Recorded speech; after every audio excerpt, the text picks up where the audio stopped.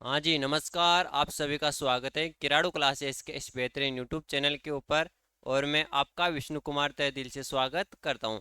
जैसा कि आप सबको पता है, हम राजस्थान कला संस्कृति पढ़ रहे हैं। और राजस्थान कला संस्कृति के अंदर एक इम्पोर्टेंट टॉपिक के ऊपर हमने कंप्लीट चर्चा कर ली।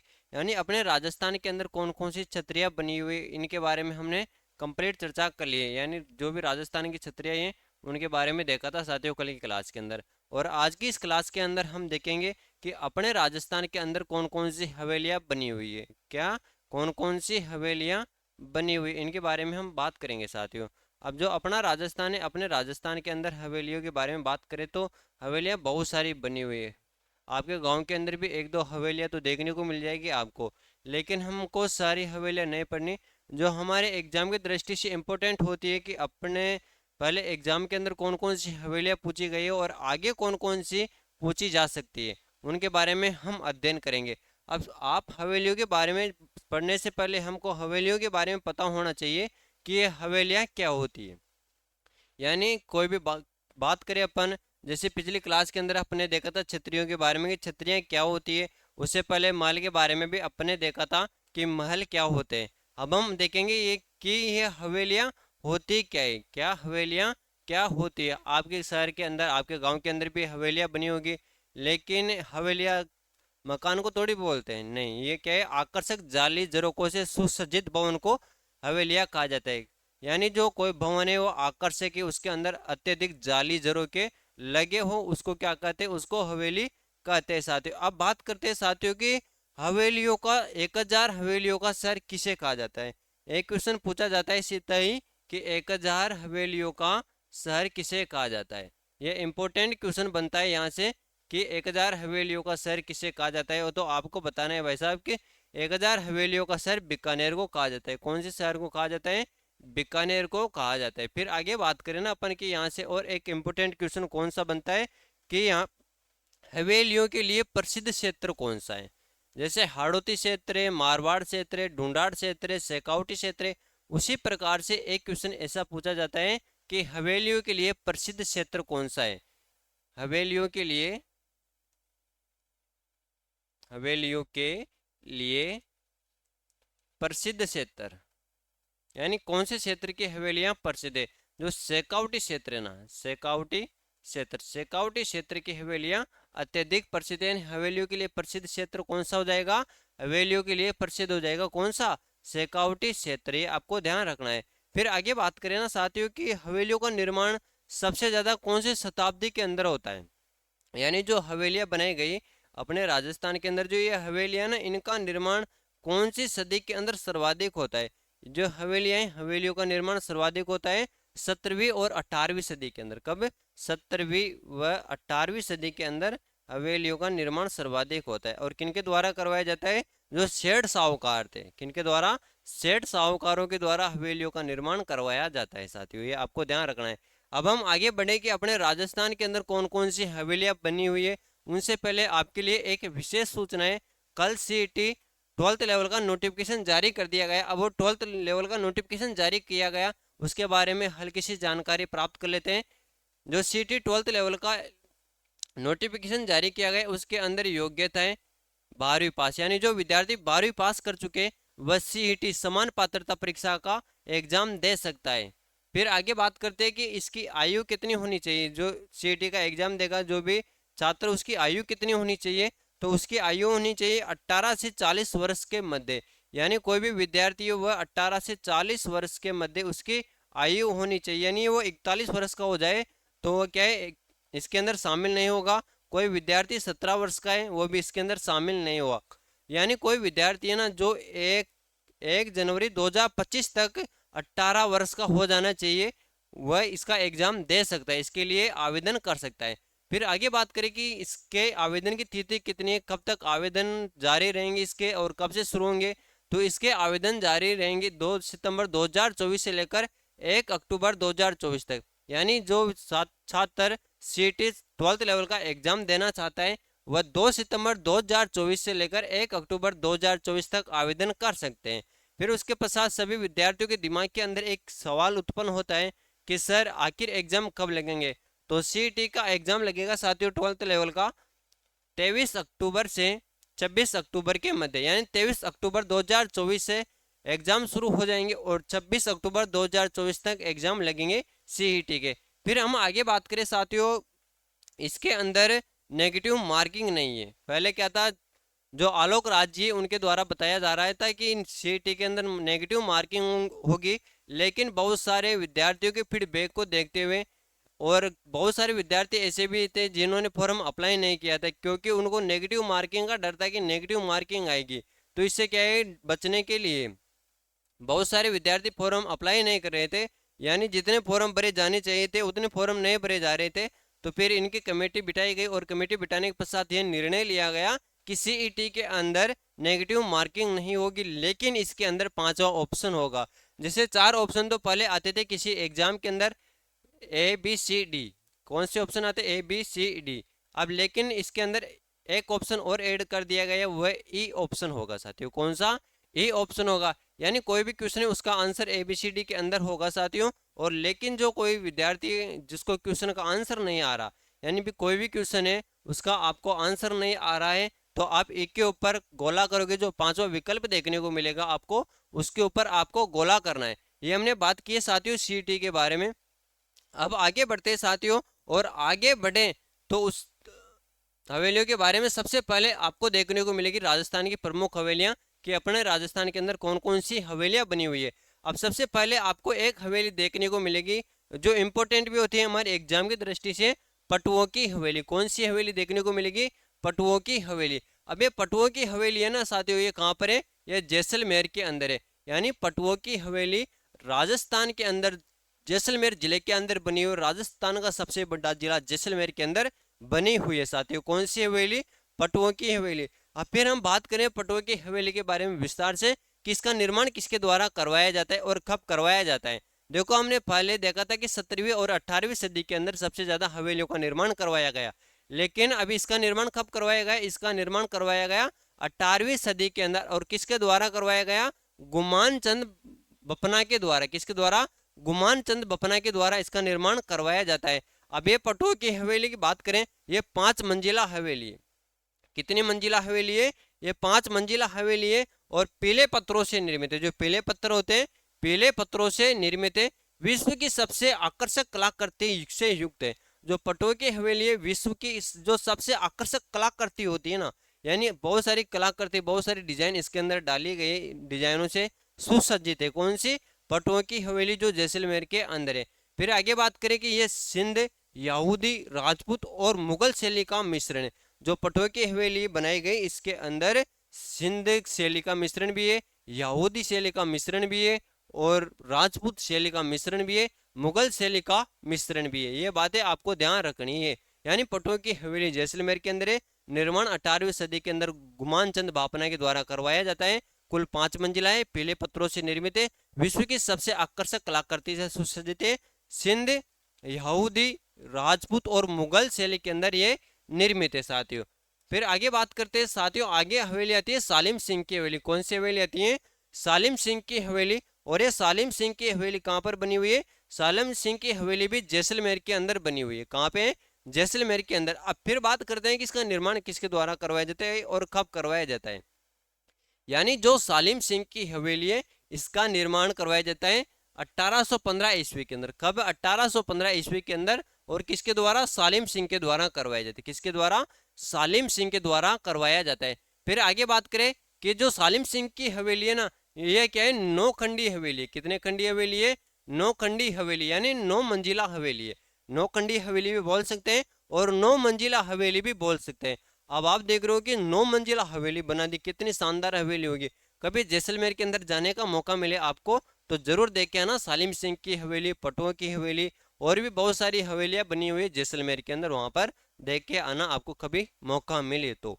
अब ये 9 खंडी हवेली है ना। फिर आगे बात करें कि इसके उपनाम कौन कौन से हैं। जो सालिम सिंह की हवेली है, इसके और नाम कौन कौन से? आपका भी नाम है, आपका, आपके पिताजी आपको अलग नाम से बुलाते होंगे, आपकी पत्नी आपको अलग नाम से बुलाती होगी, आपके भाई आपके अलग नाम से, और जो आपके बेस्ट फ्रेंड होते हैं, दोस्त होते हैं, वो अलग नाम से बुलाते होंगे। इसी प्रकार से जो सालिम सिंह की हवेली ने, इसके उपनाम भी यानी और नाम भी है। अब और नाम कौन कौन से, देखो इसको रूप महल भी कहा जाता है और कमल महल भी कहा जाता है। क्या कहा जाता है? एक तो रूप महल कहा जाता है और एक कमल महल कहा जाता है। अब ये है ना सालिम सिंह की हवेली, ये जैसलमेर की सबसे ऊंची इमारत है भाई साहब। क्या? जो जैसलमेर है, जैसलमेर की सबसे ऊंची इमारत है। अभी की नहीं, पुराने समय की बात कर रहे हैं अपन, है ना। यानी पुराने समय की सबसे ऊंची इमारत कौन सी हो जाएगी? सालिम सिंह की हवेली, और ये 9 मंजिला है साथियों ना। अब फिर बात करें साथियों की अभी वर्तमान समय के अंदर, क्या ये 9 मंजिला है? नहीं, अभी वर्तमान समय के अंदर ये 7 मंजिला हवेली है। कितनी? 7 मंजिला हवेली है। अब आप सोच रहे हो कि सर आप तो 9 मंजिला हवेली बता रहे हो और वर्तमान में 7 मंजिला हवेली बता रहे हो, अब ये 2 मंजिल कहाँ गई? ये 2 मंजिलें ना लकड़ी से निर्मित थी साथियों। किससे?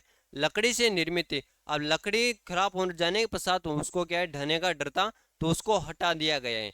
यानी अभी वर्तमान समय के अंदर ये 7 मंजिला हवेली है। अब देखो 8वीं और 9वीं मंजिल कौन सी? 8वीं और 9वीं मंजिल, जिन्हें रंगमहल व शीशमहल कहा जाता है साथियों। क्या? 8वीं मंजिल और जो 9वीं मंजिल है ना, उसको रंगमहल और 9वीं मंजिल को शीशमहल कहा जाता है। लेकिन ये क्या है, लकड़ी से निर्मित होने के कारण इसको हटा दिया गया, क्योंकि इसका ढह जाने का डर था। ये थी साथियों सालिम सिंह की हवेली के बारे में जानकारी। सालिम सिंह की हवेली जैसलमेर के अंदर है। निर्माण 1815 ईस्वी के अंदर सालिम सिंह के द्वारा करवाया जाता। अब ये सालिम सिंह कौन था? ये भी क्वेश्चन उत्पन्न हो रहा होगा आपके मन के अंदर। ये जैसलमेर का प्रधानमंत्री था। कौन था? जैसलमेर का प्रधानमंत्री था भाई साहब, है ना। अब जैसलमेर के अंदर प्रधानमंत्री कब से बनने लगाया? आप ये भी सोच रहे होगे वहां पर तो अमले हम भी होंगे। पहले के समय के अंदर बात करें, राजा महाराजा के समय के अपन, है ना, कि राजा महाराजा के समान मुख्यमंत्री का कोई पद नहीं था। वहां पे पद था ना सांसद का था ना विधायक का था, वहां पर प्रधानमंत्री हुआ करता था। क्या होता था? प्रधानमंत्री। उसी की देखरेख के अंदर सारा काम होता था। जैसे सेनापति भी होता था उसके, और प्रधानमंत्री भी, वित्त मंत्री भी होते थे, कि उन वित्त मंत्री का काम रहता था कि अपने पास कितना खजाना है और उसके अंदर कितनी आमदनी है और कितने किसी को देना है, वो सब इसका कार्य, कितना टैक्स वसूल करना है, ये वित्त मंत्री का कार्य होता था।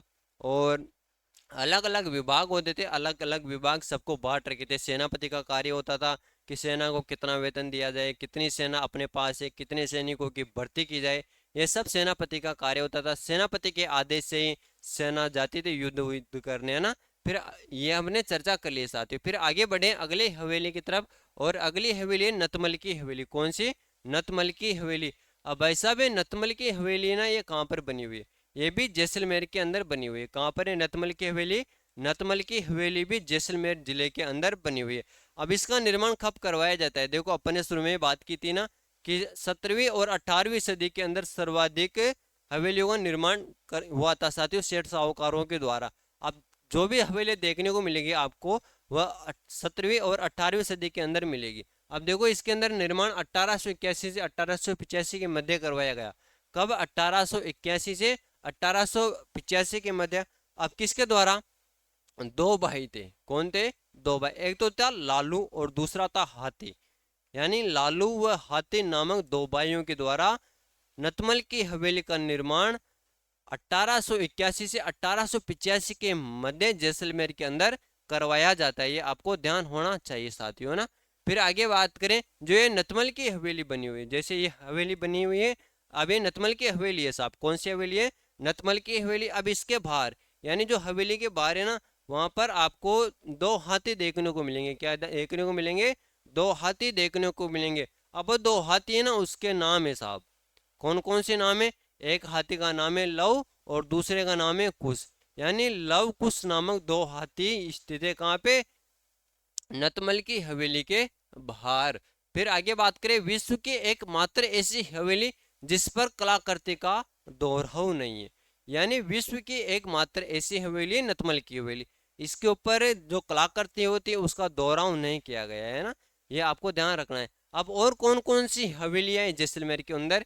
एक है सोडा हवेली, ये जैसलमेर के अंदर बनी हुई है। कौन सी? सोडा हवेली है जैसलमेर के अंदर है। और एक हवेली और है जैसलमेर के अंदर, दीवान आचार्य ईसरलाल जी की हवेली। कौन सी?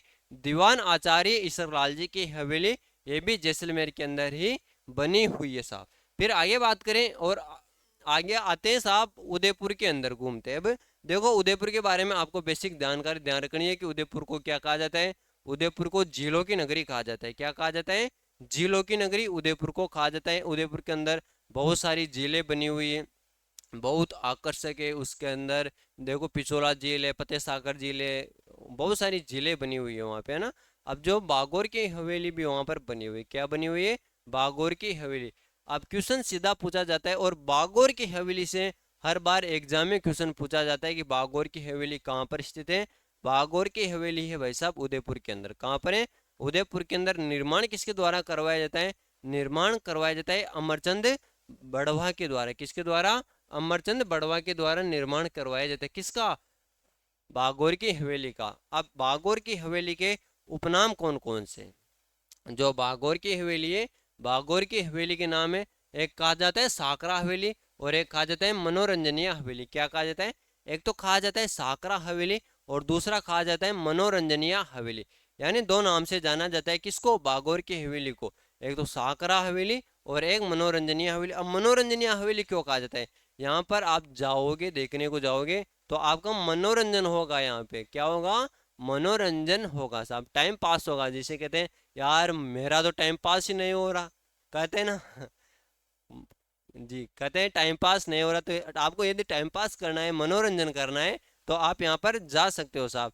फिर आगे बात करते हैं साथियों। आगे, विश्व की सबसे बड़ी पगड़ी कहाँ पर स्थित है? इंपॉर्टेंट क्वेश्चन यहाँ से बनता है कि विश्व की सबसे बड़ी पगड़ी कहाँ पर स्थित है।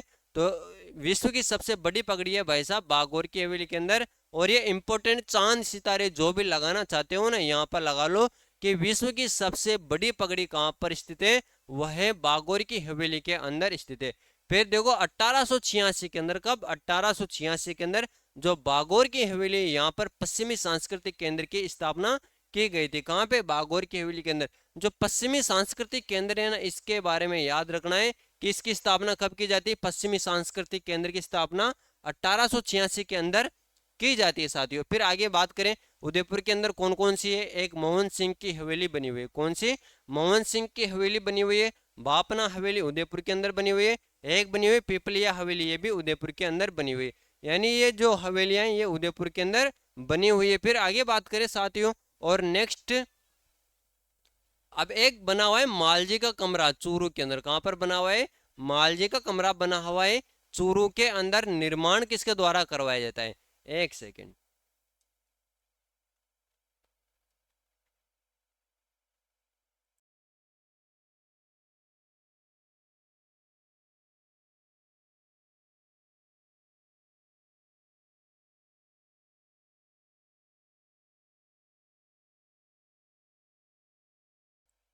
जी, मालजे का कमरा कहाँ पर बना हुआ है? मालजे का कमरा बना हुआ है चूरू के अंदर। ये पूछा जाता है कि मालजे का कमरा कहाँ पर है। मालजे का कमरा चूरू के अंदर बना हुआ है साथियों।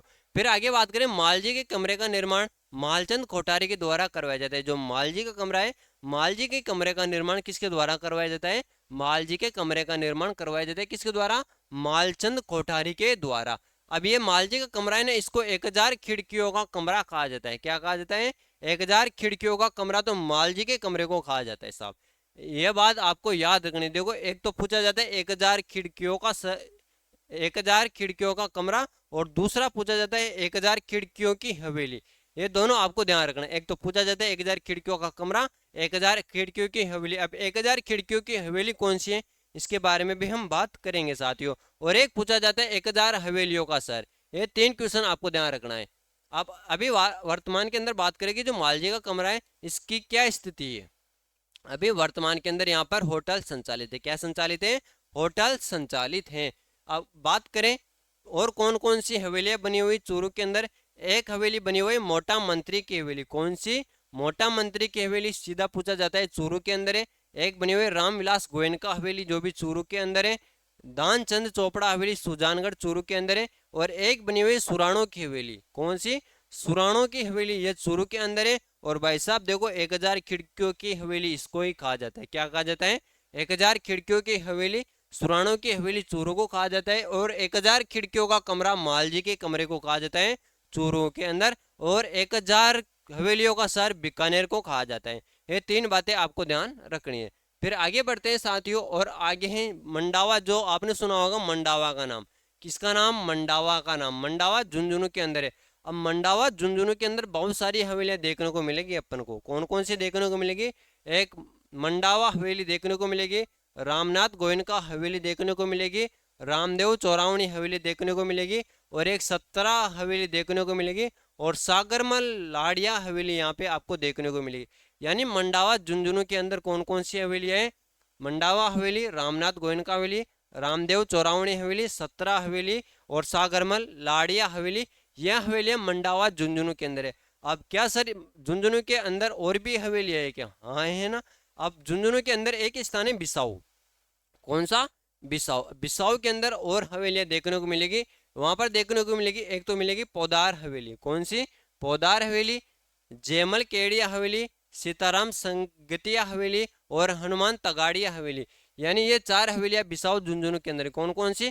पौदार हवेली, जयदयाल बेड़िया हवेली, और सॉरी केड़िया है, जयदयाल केड़िया हवेली, और फिर ये सीताराम सिंगतिया हवेली, और हनुमान तगाड़िया हवेली। ये हवेलियां बिसाऊ झुंझुनू के अंदर बनी हुई है।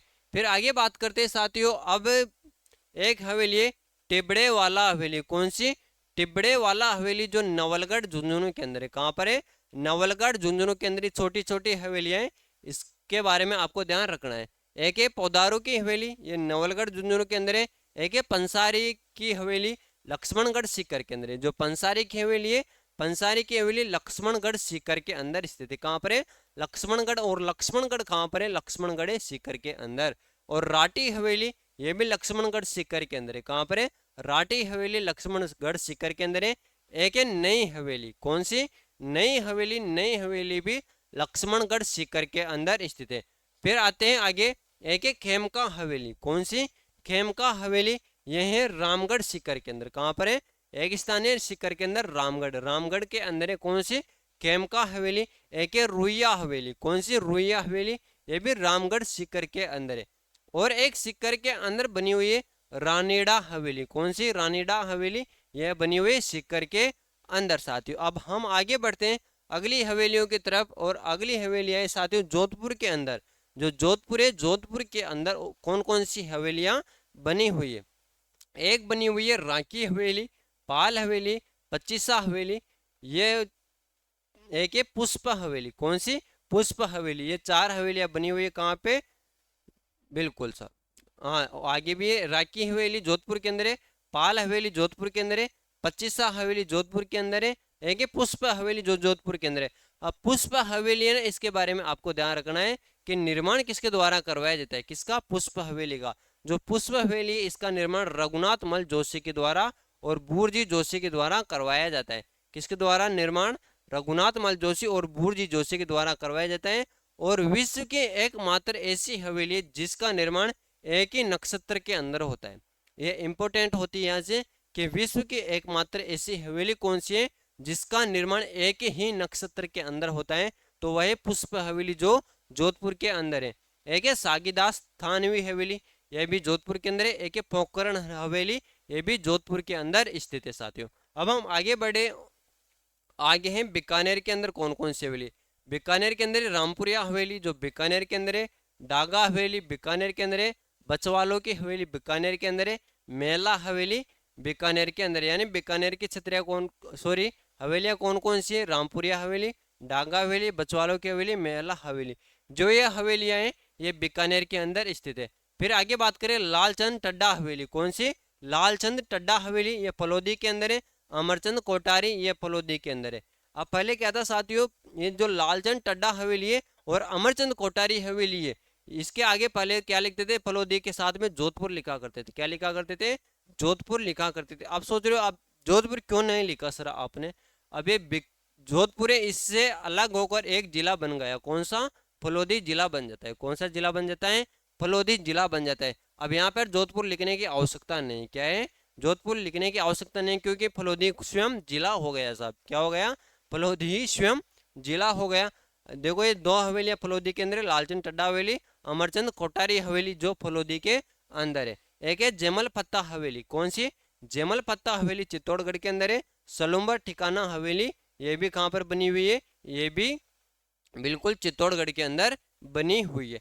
आज के सेशन में हमने बात की है कि राजस्थान के अंदर कौन कौन सी हवेलियां बनी हुई है, जिनको आपको याद करना है। एग्जाम के अंदर हर बार क्वेश्चन पूछा जाता है कि 1000 हवेलियों का शहर किसे कहा जाता है और हवेलियों के लिए कौन सा क्षेत्र प्रसिद्ध है। ये दो सीधा क्वेश्चन यहाँ से पूछ लेगा आपको। यदि इनसे नहीं पूछा जाता तो फिर पूछेगा पटवा की हवेली कहाँ पर है, सालिम सिंह की हवेली कहाँ पर है, मालजी का कमरा कहाँ पर है। इनसे क्वेश्चन पूछ लेगा, तो आप आराम से इनको देखना, नोट्स बनाना। सभी का यहाँ तक के लिए बहुत बहुत धन्यवाद। Thank you, all the best, जय हिंद, जय भारत। मिलते हैं अगली क्लास में। धन्यवाद।